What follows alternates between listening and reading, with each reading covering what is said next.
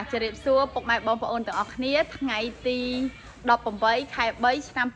2026វេលាម៉ោង8ព្រឹកចាថ្ងៃនេះចែករំលែកបទពិសោធន៍តាក់ទងជាមួយនឹងបងឬក៏ប្អូនចាដែលចង់រៀនរកលុយតាមរយៈការលក់អនឡាញចាជាទូទៅបងប្អូនដែលគាត់ភាគច្រើនគាត់ថាចង់រកស៊ីប៉ុន្តែអត់មានដើមទុនអញ្ចឹងក្នុងពេលបច្ចុប្បន្ននេះអ្វីដែលសំខាន់ជាដើមទុនគឺពាក់ព័ន្ធជាមួយនឹងចាទូរស័ព្ទដៃដែលជាប្រភេទដើរលឿនចាថតច្បាស់ល្អ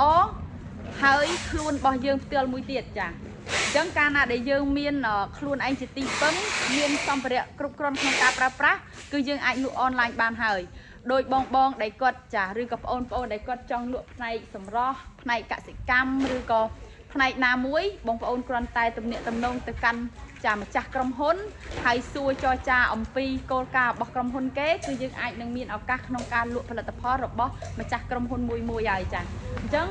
យើងត្រូវចាបង្ហាញសមត្ថភាពខ្លួនយើង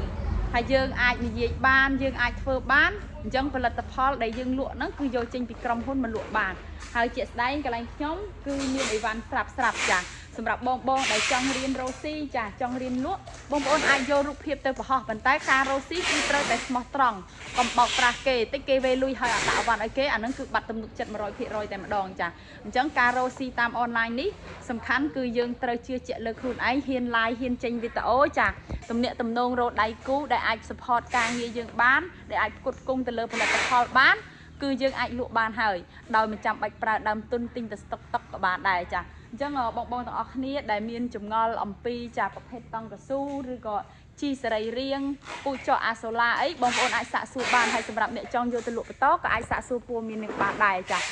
អរគុណច្រើនសម្រាប់ការទស្សនាវីដេអូបាយ